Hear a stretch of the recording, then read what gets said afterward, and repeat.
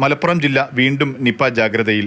Pune virology ലാബിൽ നടത്തിയ പരിശോധനയിൽ വണ്ടൂരിൽ മരിച്ച 24-കാരന് നിപ സ്ഥിരീകരിച്ചു. 151 പേരുടെ സമ്പർക്ക പട്ടിക തയ്യാറാക്കി. ഇതിൽ രോഗലക്ഷണങ്ങൾ കണ്ടെത്തിയ 5 പേരെ മഞ്ചേരി മെഡിക്കൽ കോളേജ് ആശുപത്രിയിലേക്ക് മാറ്റി. ഇവരുടെ സ്രവ സാമ്പിൾ പരിശോധനയ്ക്ക് അയക്കും. പ്രാദേശിക മെഡിക്കൽ ഓഫീസർ നടത്തിയ ഡെത്ത് ഇൻവെസ്റ്റിഗേഷനിലാണ് ഈ ഒരു സംശയം രൂപപ്പെട്ടത്.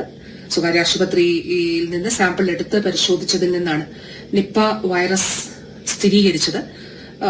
കോഴിക്കോട് മെഡിക്കൽ കോളേജിൽ നടത്തിയ പരിശോധന ഫലം പോസിറ്റീവായിരുന്നു. അപ്പോൾ തന്നെ ആരോഗ്യമന്ത്രിയുടെ അധ്യക്ഷതയിൽ യോഗം ചേരുകയും ഏറ്റവും അടുത്ത സമ്പർക്കത്തിൽപ്പെട്ടവരെയും സെക്കൻഡറി കോൺടാക്ട്സിനെയും ഒക്കെ തന്നെ ഐഡന്റിഫൈ ചെയ്യുന്നതിന് വേണ്ടിയിട്ടുള്ള ശ്രമമാണ് നടക്കുന്നത്. DMOയുടെ നേതൃത്വത്തിൽ നടന്ന യോഗത്തിൽ തിരുവാലി പഞ്ചായത്തിലും പരിസര പ്രദേശങ്ങളിലും നിപ പ്രോട്ടോകോൾ പ്രകാരമുള്ള നിയന്ത്രണങ്ങൾ ഏർപ്പെടുത്താൻ തീരുമാനിച്ചു. തിരുവാലി പഞ്ചായത്തിൽ മാസ്ക് നിർബന്ധമാക്കി. സമീപ പഞ്ചായത്തുകളായ മമ്പാട്, വണ്ടൂർ എന്നിവിടങ്ങളിലും നിയന്ത്രണങ്ങൾ ഏർപ്പെടുത്തും. യുവാവ് ചികിത്സ തേടിയ ആശുപത്രികളിൽ ജാഗ്രതാ നിർദ്ദേശം നൽകി. തിരുവാലി പഞ്ചായത്തിലെ മുഴുവൻ ആളുകളും മാസ്ക് ധരിച്ചുകൊണ്ട് മാത്രമേ പുറത്തിറങ്ങാൻ പാടുള്ളൂ. നാളെ മുതൽ തിരുവാലി പഞ്ചായത്തിലെ എല്ലാ വീടുകളിലും പനി സർവേ നടത്തുന്നതിന് നാളെ മുതൽ സർവേ ആരംഭിക്കുകയാണ്. ബംഗളൂരുവിൽ MSSക്ക് പഠിക്കുന്ന 23-കാരനാണ് കഴിഞ്ഞ തിങ്കളാഴ്ച പെരിന്തൽമണ്ണയിലെ സ്വകാര്യ ആശുപത്രിയിൽ മരിച്ചത്.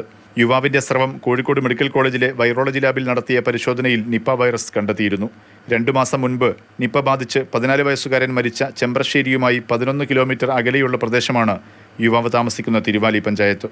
മാതൃഭൂമി ന്യൂസ്, മലപ്പുറം.